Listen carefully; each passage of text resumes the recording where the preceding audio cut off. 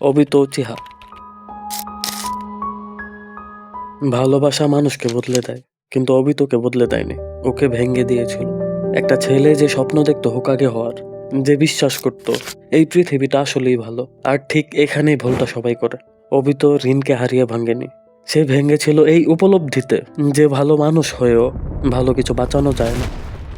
ঋণ ছিল অবিতর শেষ মানসিক অ্যাঙ্কর, যে তাকে এই বাস্তবতার সাথে বেঁধে রেখেছিল। আর যখন সেই অ্যাঙ্কর ছেড়ে গেল, অবিতো আর বাস্তবতাকে ধরে রাখতে পারল না। সে ঋণকে বাঁচাতে চায়নি, সে এমন এক দুনিয়া চাইছিল যেখানে আর কাউকে কাঁদতে না হয়। এটাই সবচেয়ে ভয়ঙ্কর অংশ, কারণ অবিতো খারাপ ছিল না, সে ছিল একজন মানুষ যে বাস্তবতার সাথে যুদ্ধ করে হেরে গিয়েছিল।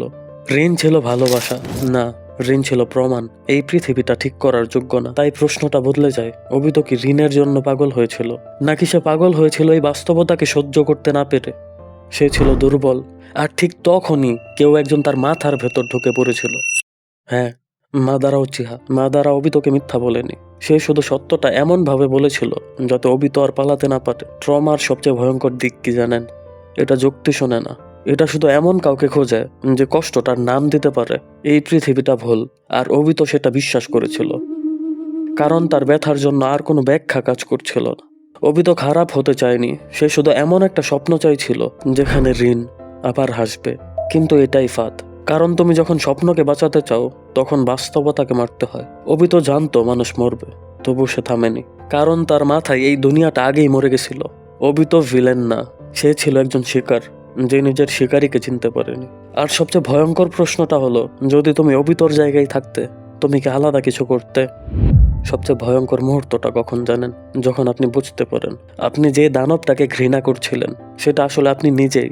নারুটোকে দেখে অবিতো নিজের অতীত দেখেছিল, একই স্বপ্ন, একই একাকিত্ব, একই জেদ। তফাৎ একটাই ছিল, নারুতো কাউকে হারিয়েও এই দুনিয়াকে ছেড়ে দেয়নি। অবিতো বুঝতে শুরু করলো সেই ঋণের জন্য যুদ্ধ শুরু করেনি, সে যুদ্ধ শুরু করেছিল নিজের ভুল সিদ্ধান্ত বাঁচানোর জন্য। আর এই উপলব্ধিটাই সবচেয়ে কষ্টের, কারণ সত্য মেনে নেওয়া মানে সব অজুহাত হারানো। মাদারা তাকে পথ দেখায়নি, মাদারা তাকে আয়না দেখিয়েছিল, ভাঙ্গা একটা আয়না। আর নারুতো, যে অবিতোকে মারতে না চেয়ে বলেছিল তুমি এখনো দেরি করে ফেলনি, অবিতো তখন বুঝেছিল সে ঋণকে হারায়নি, শুধু সে নিজেকেও হারিয়েছিল। আর মুক্তি আসে কখন জানেন?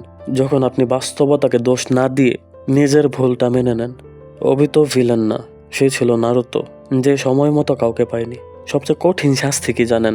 মরে যাওয়া না, বরং বেঁচে থেকে মনে রাখা কাকে কাকে তুমি হারিয়েছ। নারুতো তাকে ক্ষমা করেনি, নারুতো তাকে দায়িত্ব দিয়েছিল।